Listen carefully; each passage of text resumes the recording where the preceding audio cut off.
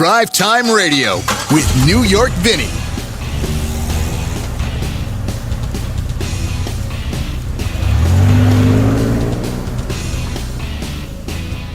On this week's edition of Yo, Vinnie, what are you driving this week? What about the show?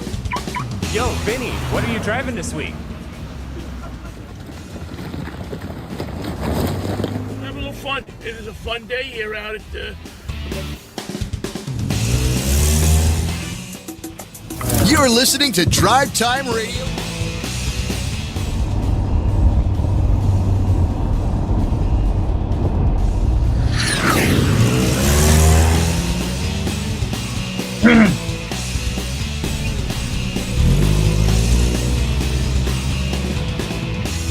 Remember, just plug in. I'm ready.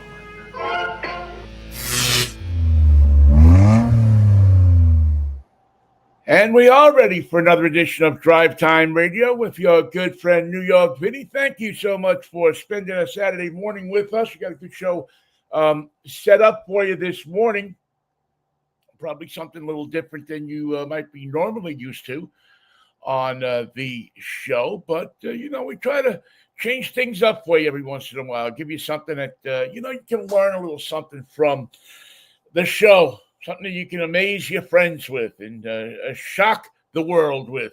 Shock the world. Remember that from, what was it, I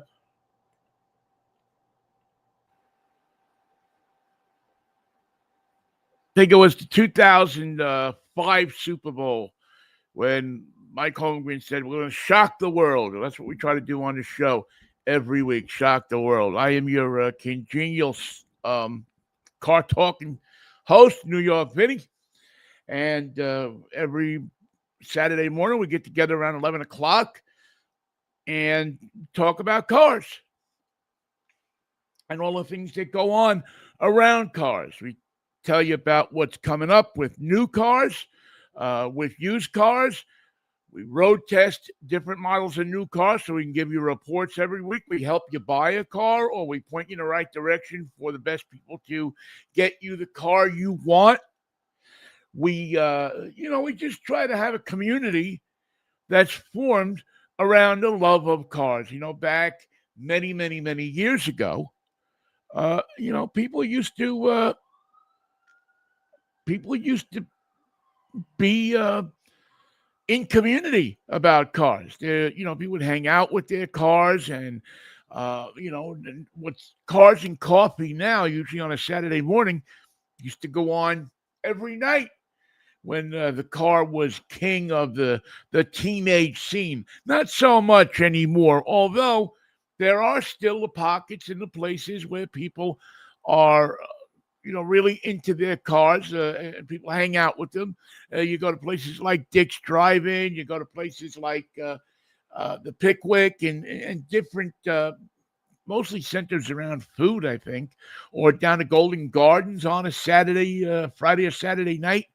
And there's people hanging out with their cars and they're getting together, and most of the time they're having fun. Sometimes some people get stupid around it. But for the most part, people have a good time. And we try to foster that good time to make it a little more exciting, to give you a little sense of what's going on with other people in the car world as well. And toward that end, we try to present you with interesting guests and interesting people that have something to say in the car world. We sometimes even take phone calls in the car world or from the car world, I guess, or interviews and different things. But we just try to be a community every Saturday morning. So please tell your friends about what we do here. We're always happy to see you and always happy to see them and get together. And, of course, we're on a ton of social media platforms. We're on Facebook and X and all of them. YouTube, we're on YouTube channel, and we add stuff onto the YouTube channel all the time, so it's always good to go back there and check the channel out. If you haven't subscribed to our YouTube channel or liked this show, please smush that like button, hit that subscribe button, and join us every Saturday morning at 11 o'clock or thereabouts to talk about cars. All right. This week we got some interesting stuff for you. We'll have our Yo Vinnie. What are you driving this week? Will be coming up here in just a short amount of time because a little later in the show, we're going to have my weekday partner, Michael Knight, join us as we talk about something that, sometimes we stray off of the car subject a little bit because something comes along that really ultimately affects cars as it does people that drive cars, or some nostalgia about cars, or a lot of different things that go on around cars. And this week, matter of fact, just yesterday, one of those events happened. So we wanted to get my good friend Michael on to talk a little bit about radio in cars as we are saddened at the news of the death of Neil Sedaka has visited upon us. Sedaka died yesterday. And Neil Sedaka, if you were around in the 50s, 60s, and 70s, was one of the main stars, not only for writing songs, but performing songs. I did like Happy Birthday, Sweet 16, Oh Carol, a chain of hits that were very popular, especially if you grew up listening to rock and roll radio. And we'll talk with Michael a little bit about how rock and roll radio and cars so went together in the 50s, in the 60s. It was amazing, the synergy between the two. If you weren't around then, stick around because you'll get an education as to what happened around cars and around radio and around, the togetherness of so many kids. The radio was that era's social media. And so we'll talk about that a little bit more coming up. If you are down at the Cars and Coffee in with our friends down there in Shoreline, a very good morning to you. We have the Shoreline people always join us. I'm always told that there's a couple of people down there that have the show on. And we appreciate that. We hope that in the next couple of weeks, we'll get down there and do our show live from Shoreline Cars and Coffee. It's right by the right in back of the Aurora Borealis. If you're going down Aurora Avenue, in North King County, there in Shoreline, you'll see the Aurora Borealis, and just go through the alley there, or go around the back of the building, and you'll see just a collection of the sweetest cars that I think you've ever seen. I mean, it's a a really wonderful collection of people, not just of cars, but of people as well that bring their cars down to Shoreline and get together and talk. It's as I say, it's a really friendly and welcoming community. So if you want to learn about cars, if you want to, hands-on look at cars, well, don't touch their cars. People get a little sticky about that. But if you want to learn more about collector cars or anything around that, or a particular model of car, I mean, I hear so many times somebody will walk up to a car there and say, "Oh, my dad had one of these when I was a kid, and I remember riding in the back seat, and how come I don't feel that with my current car?" And I think that's true. I think cars, in many ways, because the way they are built is legislated so much by the government, and they have to conform to standards. And there's been just a crazy thing going on with electric cars over the past couple of years that the cars don't have, for many people, the soul that a car used to have. And therefore, people, they don't feel, and this is not all people, but this is, masses of people don't feel the same way, don't hang out in their cars or with their cars as much as they used to. That's just a fact of life. But that's one of the things that we'll delve into a little later this morning. Also, the a few other things that are going on. You are and you should keep an eye on the oil prices because we now see that war has broken out, or at least a police action has broken out with Iran. And if you were around the last time we had a big conflict with them, it drove the price of oil through the roof. So just when you were getting used to that low price of gas, yeah, you show me where you see $1.80 gas, pal. But it's where where you thought you'd seen that, or maybe thought that was a real thing. Don't count on it. You don't know what is gonna be when it comes to oil prices right now. The best thing you can do, and what I like to do, is I always always try to keep up with AAA.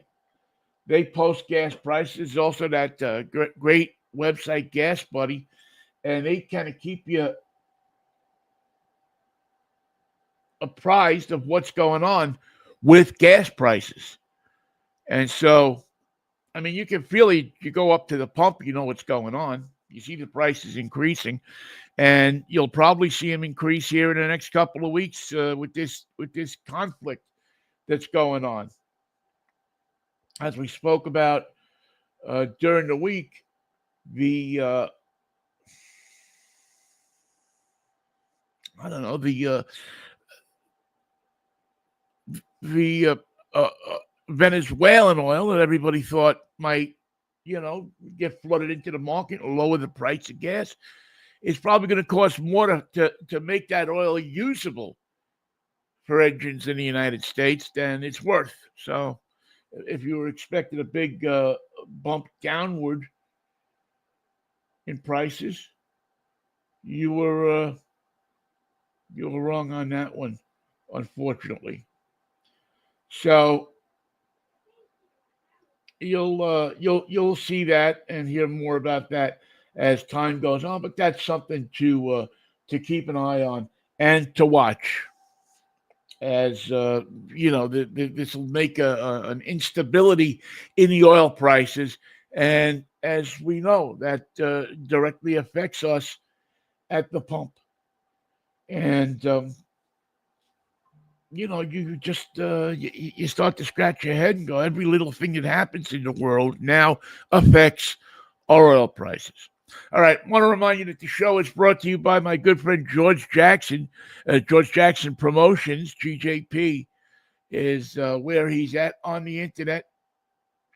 He has business promotional items that he tailors to what you need for your business. He not only sells you the items, but he consults with you, tells you what the best, whether it's T-shirts or sweatshirts or hoodies or pens or whatever business promotional items that you, your sports team, your business, your family need. George is the guy to speak to. George is a guy that he'll pick up the phone and you talk to him, and you feel like you're doing business with a human being. You're there and you're talking to him and you're doing business, and it's I think a great thing to be able to deal with somebody on a one-on-one basis. Not you go onto a website, you type your stuff in, you get a chat bot that talks to you. No, the only person that talks to you when you call George is George, and he figures out what you need, gets you the best price for it, gets it delivered to you on time, and in this crazy world that we live in today, that's a big accomplishment. But George keeps something going that is so important that we don't see anymore, and that is service. When you're a customer of his for your business promotional items, he makes sure that he guides you every step of the way. He helps you buy the right thing for what you need, and he does it in a very engaging and helpful manner. So you don't have to worry about any kind of insanity around, not getting it. It didn't come. It went to the wrong address. Somebody stole it off my porch. Somebody did this. You don't get that with George. You get straight up advice. You get straight up prices, and you get straight up items delivered to where you need them delivered to when you need them delivered. Simple as that. George Jackson is GJPromo.com. Go to George Jackson Promotions on any of the internet platforms, and you'll see George and hit the stuff that he has in his catalog. And he has a wide catalog of items from, as I said, from jackets and T-shirts to pens to golf towels, which, one of these days, Michael Knight and I are going to get those golf towels for you. We promise you. We would not... We'll not lag on that. Maybe we're a little slow, but we don't lag on things. All right, I wanted to talk a little bit this morning. We lost a great rock and roll performer yesterday, Neil Sedaka. And for those who are familiar with Neil Sedaka, the songs he wrote, the string of hits he had in the 60s, and then the 50s and the 60s, Oh Carol, Calendar Girl, Happy Birthday, Sweet 16, Run, Samson, Run. And then went through a lull period in his career and then came back with Elton John in the 70s. And Elton John's label, Rock the Records, and had another string of hits. Laughter in the Rain, The Immigrant, and a bunch of songs. Besides that, he also was a major part of the Brill Building and the songwriting that was going on there. He was he and Howie Greenfield were one of the mainstays of those writing teams, that hit factory that was the Brill Building in New York before they all moved it out to California. That's where the hits were being made. And you say, well, Vinnie, what the hell does this have to do with cars? Well, I'm going to tell you. From 1955, 1954, to the middle 60s, the social fabric of youth in this country was centered around the radio, not the television, but the radio. Rock and roll music, the DJs, the people that presented that music. It was, as one DJ said, a whole big happy family. You had these boss jocks that were on who were fast talking, and they gave you the hits and, talked you up to them with, some of them rhymed it, but they became a part of your life. It was appointment listening. It wasn't, you didn't binge, go in and sit down in front of a television set. You got in your car, you turned the AM radio on, and you cruised around all night listening to Wolfman Jack, or listening to Murray Decay, or listening to Cousin Brucey. And that's how you communicated with people. You communicated through that DJ, the sock hops, the dances, the shows, everything that went on. You heard it from that DJ. It was your main source of entertainment, and it was the guy, and in almost every case it was a guy at that time, who led you in this rebellion against, your parents.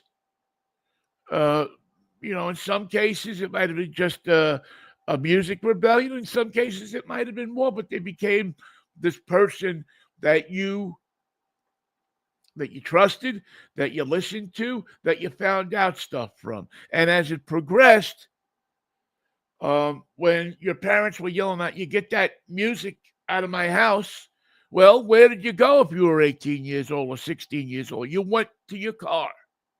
And you got your car and you got your friends in the car and you turned it on. And there you were in this magic world with this person playing the hits and talking you through the different things that went on in the world in a fashion that they could do it while they were talking you up to the first beat of a song, or as they say in the business, talking you up to the post.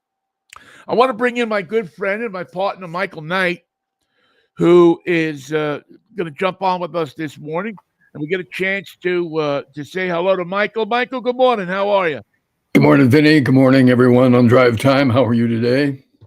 We're doing good, man. Sad about losing Neil Sedaka, but it's funny because I don't know how many people, current rock and roll aficionados from this period of rock and roll know about Neil Sedaka, but this guy was huge in the 60s, the 50s, the 60s, and the 70s, and was a big part of that scene of rock and roll radio and how it affected so many people, and was our world. And really from 6 or 7 at night till 11 at night, these guys that worked those hours, these guys that worked at those radio stations, these sweet-talking guys, as the documentary called them, were our leaders, what we listened to, what we listened for. It was remarkable. We were lucky, Vinny. You grew up in New York. I grew up in San Francisco Bay Area.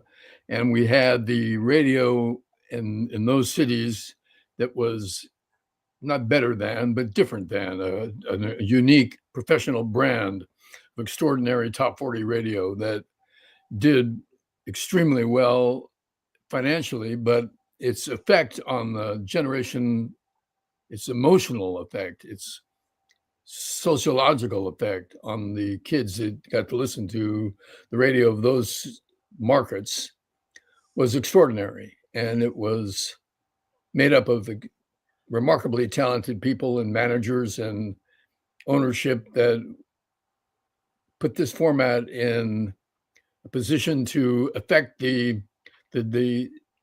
emotional and creative development of the kids that were listening to it. And what you just brought up that was so interesting, that's not a part of radio today, is that the nighttime disc jockey, the guys from 6 to 10 and 10 to midnight, were extraordinarily influential on the kids because that's when they were listening to the radio. It's not the way it is anymore. The nighttime disc jockey is not the factor that he once was. But in those days, in the early days of rock and roll, where the format met the music in a magical way, the nighttime disc jockey had an effect on the market. It was the relationship that was tight and ongoing. And Friday night with your favorite disc jockey on the night when there was a sock hop, or there was a new record release, or there was something that was a cross promotion that created buzz in the town. You can't realize today how important, how magical those events were, that relationship was, that exchange between the listener and the DJ, and the hits of the day. It was impossible to describe now because there's nothing like it on radio these days. People have an effect. I guess you would say right-wing talk radio has taken the position of rock and roll top 40 radio in terms of the relationship between the audience and the host, the DJ, the jock. And that's not exactly what we were doing in those days. You would probably characterize it as living a crest of emotion and social change that started with rock and roll, but through music as the center point of it, and rock radio, top 40 radio as the delivery mechanism. If you're driving down the road, the accompaniment of the music to the car, to the drive, to the cruising, to the individuals in the car with you. 4 guys in a car driving around Queens on a Friday night listening to WABC, or maybe some of the stations before that, WMCA, were part of an exchange, an emotional exchange. Right. The music was coming right down the street, with the buildings of New York echoing it. And it was a magical Friday night. There was nothing but possibilities, nothing but anticipation of something that was coming. The energy was right there with you, keeping you awake, keeping you alert. Yeah, and you had these little 2-minute vignettes that were played that would strike you because you'd broken up with a girlfriend, because you had a car of a certain kind, because you were in a situation, because they were funny. And there were these 2-minute, songs that were played. Not many of the songs reached 3 minutes. I mean, if a song was 3 minutes, it was a long song. And each song was played individually so that the jock, the presenter, the jock, the DJ, could talk a little bit either about that song or about the situation that might have been going on in town or in the world or this or that. Not in a political manner. It wasn't political. It was just informational. Didn't get political until the 60s and progressive radio. At that point, and Sedaka and Greenfield and the writers, Phil Spector and Ellie Greenwich and Jeff Barry and all of those writers had their fingers on the pulse of what was going on in teenage America, in teenage New York, in what the kids that were going to school were dealing with. You go back and you think about Dion's Teenager in Love. And I mean, what kid didn't go through that? Why must I be a teenager in love? And he gave you the words, but the DJ gave you the personal touch that brought you into it. He was the voice that said, it's going to be all right if you're a teenager in love. That emotional tie at that time of rebellion against your parents. Don't forget, this was a time when you didn't listen to the same music your parents did. In many houses, the music was forbidden. So besides the fact of the DJ being there for you in this wacky, sometimes rhyming, sometimes way that seemed to be like a guy that understood you, even though he was, probably 20 years older than you were, but they had this sense of understanding you and a sense of an adult telling you it's going to be all right. Not all adults are against you. I'm here every night from 7 to 10, and I'm your buddy. I'm your friend. I'll tell you where to go dancing. I'll tell you what pimple cream to buy. I'll tell you where to take your car to get it serviced at MCO. I'll give you all the information you need, and I'll also be there for you no matter what, Monday to Friday, 5 nights a week, and I'll have a weekend guy. And anytime you get in your car, there'll be somebody there for you to listen to and make you feel comfortable. And that exchange that we had with requests and dedications and calling the DJ and asking for your favorite hit and the countdown that night of what's the top 10 today? What are the big records tonight? And we'll count them down 9 to 10 this evening. And remember, there was no top 40 radio for your parents. There was no top 40 radio for your older brother. It came in a time for you and for your kids and for your classmates. And it was your product, and it was your emotional connection to a media that had never been there before.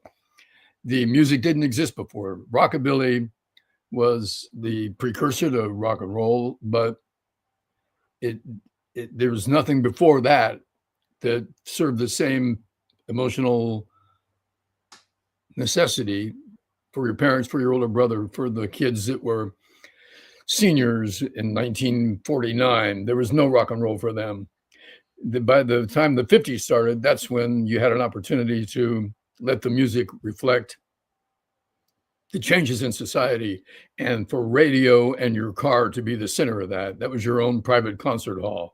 And did you ever get into somebody's car and the radio was so loud you couldn't even talk because they had been in that position to crank it up, drive down the road, they're picking you up. When you get in the car, you got to turn the thing down, man. I can't even hear. You don't realize how loud it was. You didn't realize how far you were into it. You didn't realize what you had done because it was Dwayne Eddy, 40 miles of bad road, and you just couldn't believe that song. You had to crank it up. Yeah, and that was the thing too. And you really brought up a good point. Is that you got lost in that world. Yes, you got it took you away from, your father who might have been screaming at you because you didn't do one thing right, or you got a bad test, or you something happened to you. Somebody wrote you. Nowadays kids go and they write it on social media, and and their friends react back to them, and they put it out there, and it's there for the world to see. Radio, in the way it was set up, now it wasn't that one-to-one communication, but it was one-to-many communication. And the guys that were the popular DJs, they weren't just song presenters. They were psychologists. I mean, not really, but through their experience, became psychologists, became people who understood what the teenager, what the young person in America was going through. And think of the rollout, Vinny. KFWB, Color Radio 98 in Los Angeles, had a 50 share. One out of every two radios in Los Angeles was tuned to KFWB. Half of the total radio audience of LA on any given day and night was listening to that radio station, with B. Mitchell Reed and Bobby Dale and Gary Owens and Ted Randall and all the gang. A remarkable feat. I can't think of another major market radio station that had a 50 share. Right now, you can be number one in this town with a 3 or 4 share, where you have just a sliver of that gigantic audience. But to imagine what it would be like to have half of the radios in Los Angeles at any given time listening to one station playing top 40 music, playing Connie Francis, for crying out loud. Yeah. And Neil Sedaka was part of that musical creation that helped keep that station popular. Yeah, that was one of the things that really and the reason we really, listen, I'm a big Neil Sedaka fan. You know this. I mean, you've heard me rant and rave throughout the years about why he hasn't been inducted into the Rock and Roll Hall of Fame. Damn their eyes. No, there's no why. I mean, why? Why not? Yeah, there's no reason for it. Except for somebody has a hard-on for him. That's the only thing I could think, because there's no logical reason why he shouldn't be there. The string of hits that he wrote, that he performed, not just for one generation, but really for two. I mean, here's a guy who made the transition into that. Now they call it yacht rock radio, but that 70s soft rock. But it was interesting because it was he was writing some very meaningful songs. Some beautiful songs. You go back to that album, Sadak is Back, or, the stuff that he did with Elton John. I mean, Elton John recognized his talent and put him on his record label. Because they were both piano players. That's why Right, Elton John loved Neil Sedaka. And Sedaka was a great piano player. He'd studied at Juilliard. He was one of the world's acknowledged concert pianists. I mean, this guy knew how to play a piano.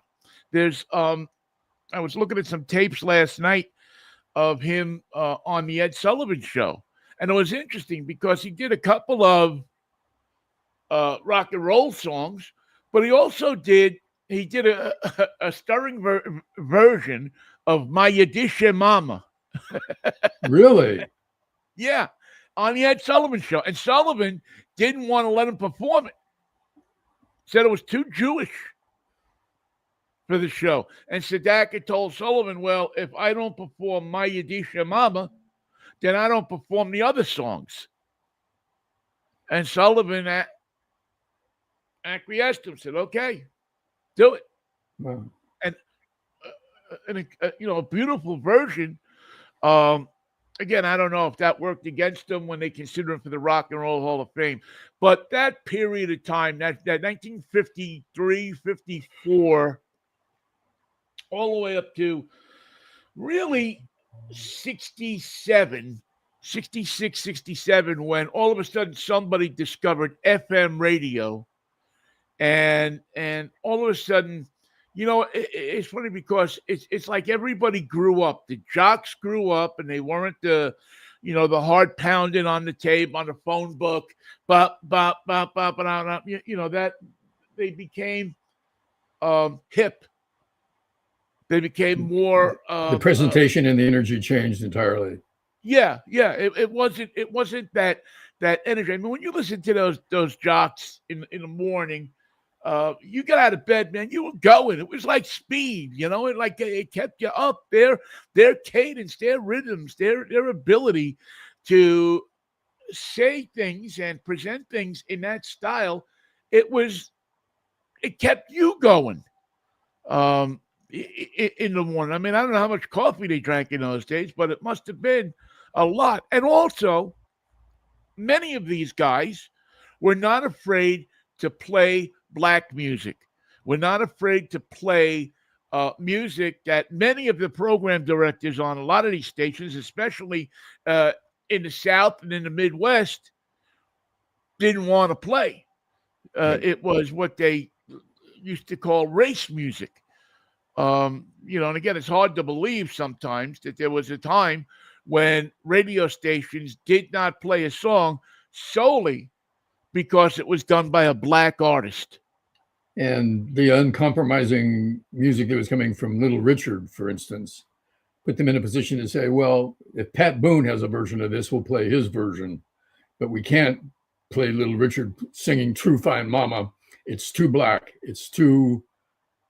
The energy is all wrong. We can't have Negro energy like that on the radio. That's not what the parents would, and the sponsors and the management will say that's too much. We can't have that on the air. If that's what the kids want, we're not down with it anymore. We'll have to come up with something else for them. But they can't have that music. They can't have it. Now, when Motown Records found the formula to presenting Black music that white audiences could absolutely love and consume, and they could make hits with the Supremes and the Temptations and the Four Tops. That was the key. They outsmarted Top 40 radio. And the home that Motown Records and Stax Volt Records found had previously not been welcome to Black music. Now, suddenly, it was part of the Top 40 structure. And the success of the stations was bent upon having not just a white audience, but a Black audience too. The Black teens had to be part of the magic. And this led directly, without any doubt in my mind, to integration and a change in attitudes in the races in America. And music led the way because it was uncompromising. It said, we're going to dance to this song.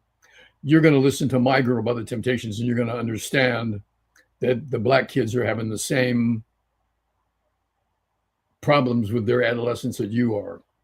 The same gifts and magic that they are going through is an indication that we're alike, we're the same. And the music paved the way for that. And it became plain. It became plain to anybody in their car listening to their radio that the Supremes were singing to them. And you just mentioned it, the car. The car is where the predominant part of this took place. If it wasn't on the street corner, where in the major urban areas, if you were in the suburbs or if you were in the Midwest or in the country, it took place in the car. You got in your car on Friday night, you picked up a bunch of guys or your friends or girls or whatever, and you met at different places, the drive-in or the dairy freeze or, whatever place. And there were, car radios and there were stations. If you were in the Midwest, you got stations out of Chicago. I mean, you got a taste of that urban lifestyle, that sophistication that was Chicago. Even if you were living in Ames, Iowa, or you were living in Montana, even. I mean, in those days, they had radio stations called clear channel stations that spread halfway across the country. And and you learned quickly. You wouldn't have to hear the song 4 or 5 times to figure out what was going on. The first time you heard it, it meant something to you. It spoke to you. It gave you an emotional twist based on the energy and the theme of the song.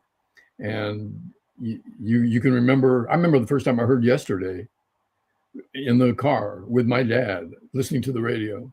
By the way, that's something that you had to fight over. Who had control of the radio when your parents were driving?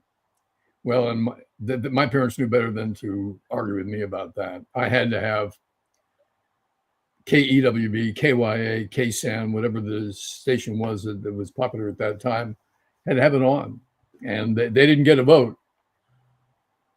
Yeah, it worked a little different in my house. My dad had the complete control of the. He was listening to WNEW AM.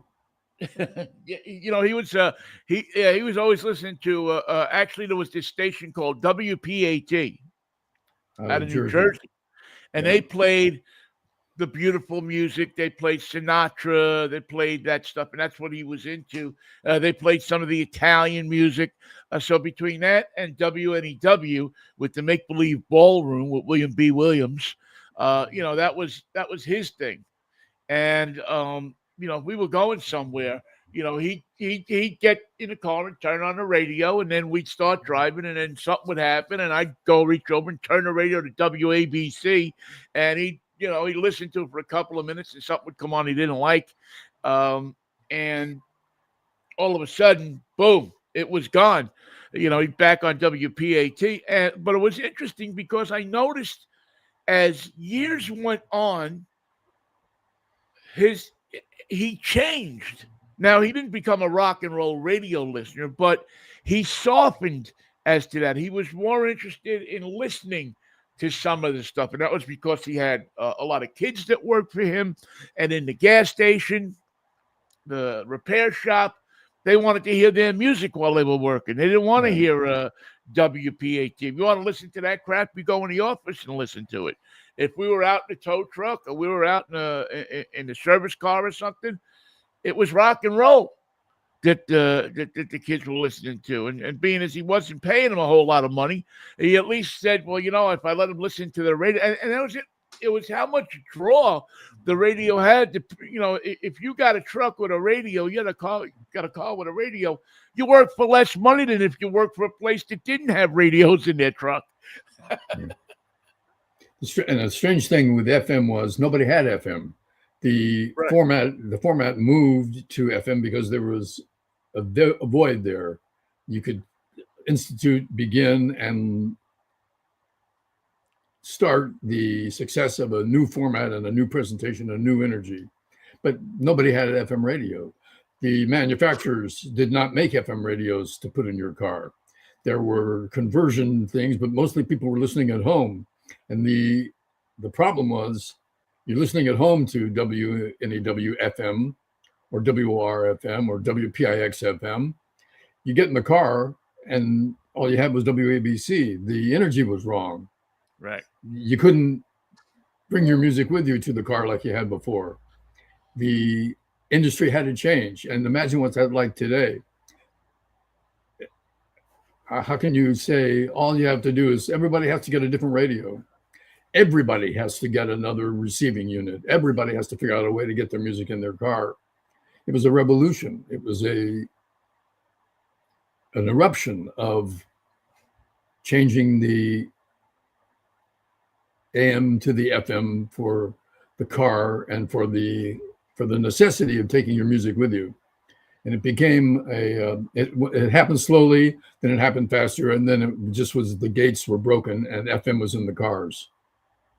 Well, it's always been so interesting and so fascinating to me how much the car was such a big part of our social life. Now we see that to a certain degree in current day, uh, uh, hanging out and stuff. I mean, there's a group of kids who are still, their cars are their temples and they fix them up and everything. They go and they hang out at the drive-ins, but nothing like it was in the 60s or the 50s. You go over here to Dick's drive-in, and on a Friday or Saturday night in the summer, there'll be 25, 30, 40, maybe 50 cars hanging out, and everybody's got their car done up and the kids are hanging out and um, when I was younger, you were younger, we go to places. I know Cross Bay Boulevard was a big spot where, there'd be 1,000, 2,000 cars on Cross Bay Boulevard on Friday or Saturday night with the radios blasting, and there was only a couple of radio stations. You didn't have MP3s or that, so the best you kind of got is at one point you got like 8-track tapes for recorded music in your car. But if you were listening to the radio, there was 2 stations, or maybe 3. Or maybe you got another station out of, New Jersey or Philadelphia or Boston or something like that. But, it was ABC and MCA. And then when FM came along, you would, and it moved over, you were kind of defined by the FM station. Were you a WPLJ fan or were you a WNEW FM fan, which was the more progressive, more hip sounding station than WPLJ for a long time. It was, but it always centered around the socialization of the car. It wasn't, it was almost like they could have gotten rid of the car and just left giving you the radio, which in essence is what's happened. They've got, people now you just get your MP3 player or your phone and you're dialed into music however you want it. But you don't have the DJ.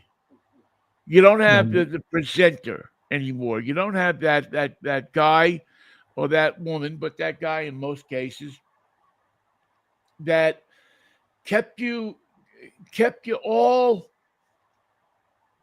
real. And Bruce Springsteen said this very well in one of his songs when he introduces it. He says, "There we were. I heard my song on the radio for the first time, and I was sitting there thinking, how many people all over the world or all over the state, New York, were listening to the same thing I was listening to through that ether in space. We're listening to the same thoughts that I was having, was listening to the same thing that the guy on the radio was saying. That all of these people were listening to it, and all these people were thinking about it, and the transference of thoughts in Thunder Road was reaching all of these people at the same time. It was amazing. He said it was the most profound thing that he had experienced until that time, except when he bought his first guitar. It always struck me how he got that, how he wrote to that. He wrote to that automotive, that car experience in a lot of his music. Loving in a car, breaking up in the car, sitting in his car on the hill outside the mansion, going to, somebody once said about Bruce Springsteen, he never, he can't go to the 7-Eleven without singing about it. and it's true. It brought the car even more into the realm of the socialization of that time. And soon thereafter, the traditional AM radio in a 56 Chevy was not a very impressive thing. The speakers, I don't know how they were developed, but it was a bare bones setup, and it sounded pretty good. It somehow, the way it resonated in the car, it sounded great. Later on, you could get a custom system, Blaupunkt or some other aftermarket setup that would be like a stereo system, a hi-fi system for the car. They began to make those things available for the guy who was working on his car a lot. He wanted to detail it before he took it to Dick's, but he also wanted the right sound system in it. And if you had a good sound system to go along with your fine, bined out car, you had a gold mine. And there weren't a lot of choices to be had, but auto stereo shops started popping up, and people could redo their sound system because the factory setup was bare bones and not that impressive.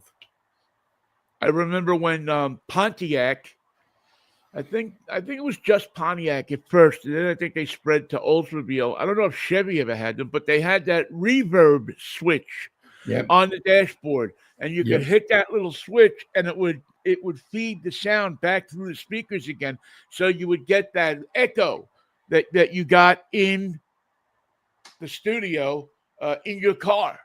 And it was the wildest thing you ever heard, because all of a sudden you had this, it wasn't just the flat notes coming out of the speaker, but it was reverb. It was wah, wah, wah, wah, wah, another dimension.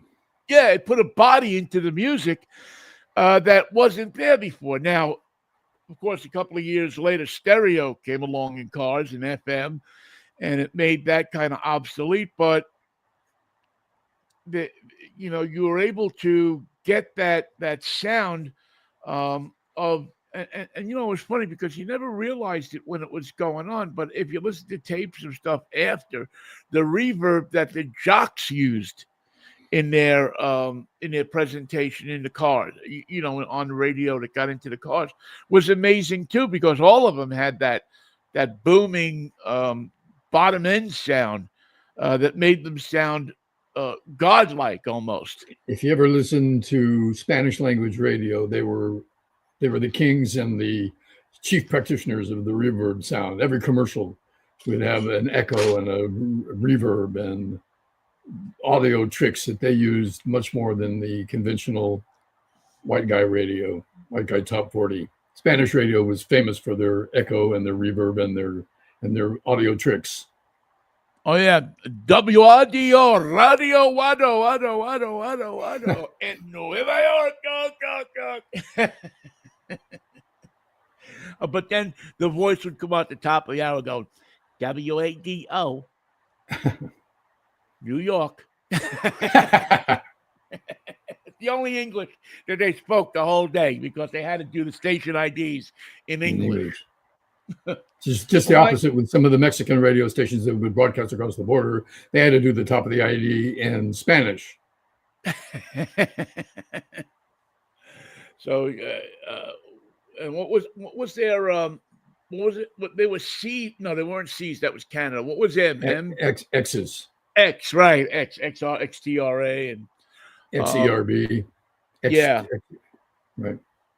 It was it was just such a time for cars, but it was also such a time for the way, now we talk about cars communicating with each other, and we talk about computer and LiDAR beams and, so many things. The cars literally communicated with each other. Now, back then, you had the one voice that communicated with so many people in so many different cars and brought them together and really created a sense of community out of these people. If you were a teenager in your, in those years, in the late 50s and the 60s, you had a place to go. You had somebody who you kind of thought understood what you were going through and what you were feeling, and that was the DJ. Somebody to put a good face on it.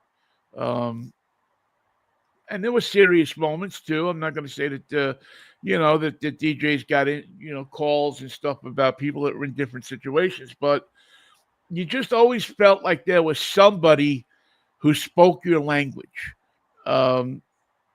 In those situations that you might find yourself in, and had the answer for the best pimple cream. I mean, they knew whether you should get Stridex or Hey. what was the other one? I forget. But anyway, It's a good question. What is Stridex? I can't think of another example of the pimple cream. Oh yeah, what was it? Yeah, Stridex was because that was the pads, not Desinex. I don't know. I can't remember now. Well, listen, Michael, thanks for taking some time, man. I really thought that we should, not that Sedaka was everything to radio because he was a part of this big machine, but he was one of the people that created the sound that attracted teenagers, that made radio more important to teenagers than television in the house. And the place that you listened to radio in the 50s, the 60s, the 70s was in your car. You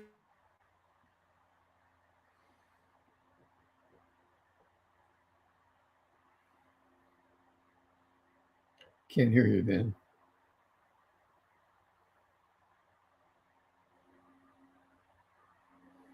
and it really brought everybody together. It was a great thing. So I appreciate you jumping on and chiming in on that, man. I'll see you. When will I see you? I'll see you Monday. We'll see you Monday at about 10:10, and we'll talk about the world at war. I talked a little bit about that at the beginning of the show, and watch your gas prices go up. They're on their way. And also you can see if the topic of go to war, don't go to war is a factor on AM radio for the adults that are listening to that product on their way to work on Monday. See how well that translates as a vital topic of discussion. Yeah, it's not going to be, this isn't going to be pretty, I don't think. Certainly, well, war never is, but I don't know. Especially war that prevents you from understanding the Epstein tapes. Yeah, imagine that. Imagine that. All right, Michael, I will see you on Monday, man. See you then. Take care. Thanks again, Michael. That's our good friend Michael Knight, who joined us to talk about a topic that I always wanted to cover, just didn't find the right vehicle until the unfortunate death of Neil Sedaka. And I hope you got something, a little bit of education out of that show and out of that conversation. All right, want to jump into Yo Vinnie. What are you driving this week? And orange seatbelts. It's another edition of Yo Vinnie. What are you driving this week? Yo, Vinnie, what are you driving this week? Okay, why are we not getting...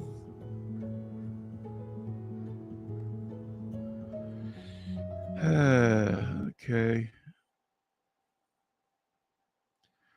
Now, for some reason, okay, we'll try to do this again. There we go. And this is, let's start it from the beginning again. Bright lights and orange seatbelts. It's another edition of Yo Vinnie. What are you driving this week? Yo, Vinnie, what are you driving this week? All right, this week I am driving the Genesis GV70. This 2026 Genesis is, listen, I'm a big fan of this car.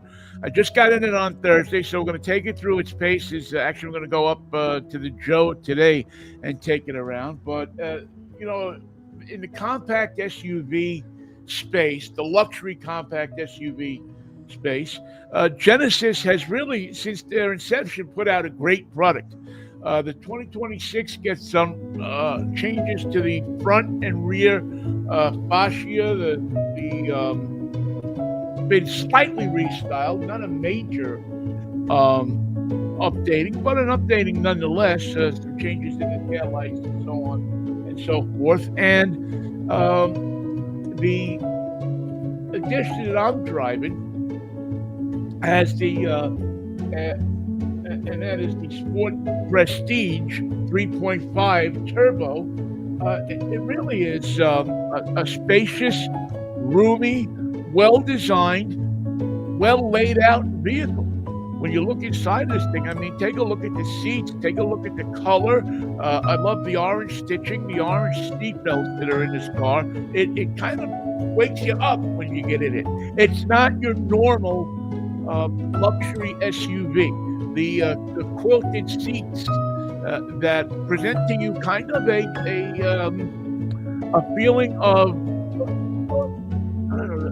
The seats are very comfortable, and they feel maybe a little bit more comfortable with that quilting. The headrests are really nicely done, so you don't jam your head back into them. They're perfectly angled. Lots of space in the rear as well, including controls for heating and air conditioning and heated seats and so forth. And plenty of room for luggage, plenty of room to, if you have to put down seats, if you have to go to the back and change something, there's plenty of room there, plenty of ability to do it. These seats fold down and give you a nice amount of space so that if you're out shopping, garage sailing, you got to put a big box in the back of the QE70, you have the ability to do it. And even with the split 60-40 seat, you still have room for passenger in the back as well as putting all your stuff back there.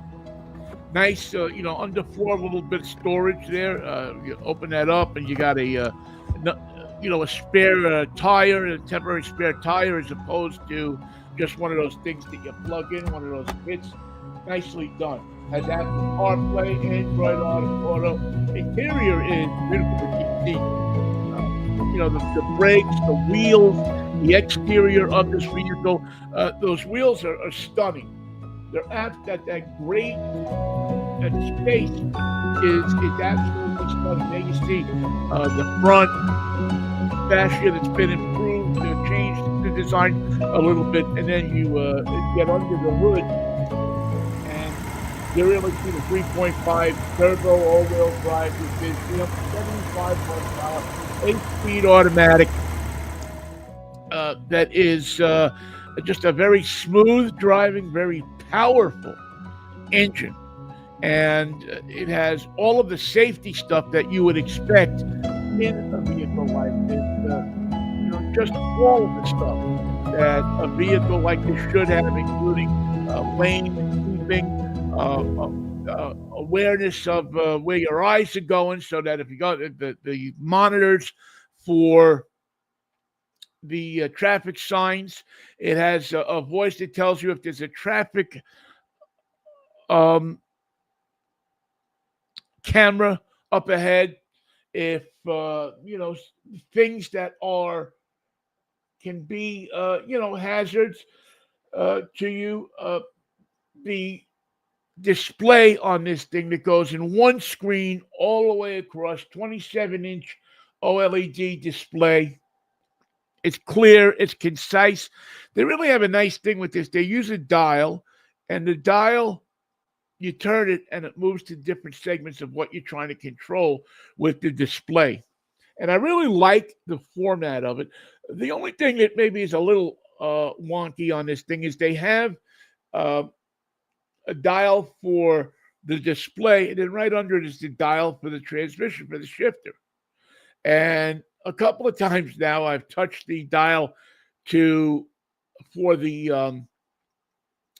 OLED display and sat there and started to go, why is the car going in reverse? And then realized that I'm touching the OLED display dial instead of the gear shift dial. So you got to watch out for that. The one thing that I really enjoyed in this thing last night, I took it out in the evening and put it into the sport mode, And the suspension tune, when you put it into sport mode, really gets down and hugs the road. I mean, it was really going over. It's interesting. A lot of times when you put these cars into that sport mode, it'll tighten up the suspension to give you a bumpier ride. Genesis has figured out a way to put it into sport mode and mitigate that harshness in the suspension to be able to give you a softer ride, but yet not lose the connection with the road that you're looking for. Again, it's not a sports car, it's an SUV, but they really do a nice job of tuning this suspension to carry the power of this 375 horsepower engine to all the wheels, and to make the ride not a rough, bumpy ride, but a smooth and luxurious ride. You really feel it in this vehicle nicely. And I'm a big fan of this car. I think I will put this car up against a BMW or a Mercedes. It's that simple. I know some people say, well, what do you... No. You drive this car, you drive a BMW, and you tell me that, that it's comparable to that vehicle. Hyundai, who makes the Genesis, has really done themselves proud with this GV7. It is also electrified versions of this. If you want it, there's a lower 2.5 turbo all-wheel drive, 300 horsepower version, 2.5 liter. Doesn't give you the power. I would definitely go for the 3.5 liter version in this. But most of the different magazines and reviewers really like this car. They really look at this car and say that the Genesis has themselves a winner. Also, the Ceres Blue paint that's on this car. It's a $650 option on this car. Is a stunning color, especially with the wheels, which are a unique design. You don't see these wheels anywhere else. Anyway, the sticker price with freight and handling, which is $1,450. The sticker price on the car is $72,225. And I think I'm just one of the people that really like the car, really think that that Genesis has themselves a winner here. Really suggest that if you're in the market for this kind of car. Oh, I also didn't mention that powertrain warranty on this car is 10 years and 100,000 miles. That's the same warranty that Genesis and Hyundai and Kia have on all of their cars. And when you get a car like this, I mean, that's a bit of a, puts your mind at a bit of ease. A 5-year, 60,000-mile new vehicle warranty. But that 10-year, 100,000-mile warranty, I think is, powertrain warranty is the best in the business. And I think it takes a little bit when you're buying a car like this, when you're laying out $72,000 plus for a vehicle like this, you want to know that the manufacturer stands behind it. And they do. Oh, and did I mention it has massaging seats? Another suggestion to Genesis really quickly. If you want to stop a lot of arguments among the people that buy this car and their friends, you might want to put a massaging seat in the passenger side as well, because you'll hear about it from the passenger who will say, wait a minute, how come I don't have a massaging seat? It's a small thing, but it's something. And as I said, all the safety technology is there as well. Forward collision avoidance, the backup collision avoidance, lane keeping assist, driver attention warnings, the blind spot. I love that it has a little blind spot camera in the dashboard. So if you have to get into your right lane and you have that spot that you can't see that good in, you can just look at your dashboard and see if somebody's coming up on you in the right lane and drive accordingly. All right. Okay, that's the 2026 GV70 3.5 Turbo Sport Prestige all-wheel drive this week's. Yo, Vinny, what are you driving this week, car? We'll have a full review of it in an upcoming edition of Drive Time, also on our social media channels. So it'll be there for you to look at, also in our show as well. All right, that's going to do it for another edition of Drive Time Radio. I thank you so much for listening to the show today. I appreciate you taking the time, as we always do, to listen to the show. I hope that you enjoyed our little conversation about radio and cars and how much AM radio meant to kids and socialization back in an era that's gone by, that we'll never get back again. But if you were there for it, it was a beautiful thing. I'm New York Vinnie. I will catch up with you on Monday with Mikey, if the Lord's willing and the creek don't rise. Until then, as my good friend Sammy Davis Jr. used to say, peace, love, and Manischewitz, baby. Take care. Have a good one. Thanks for listening.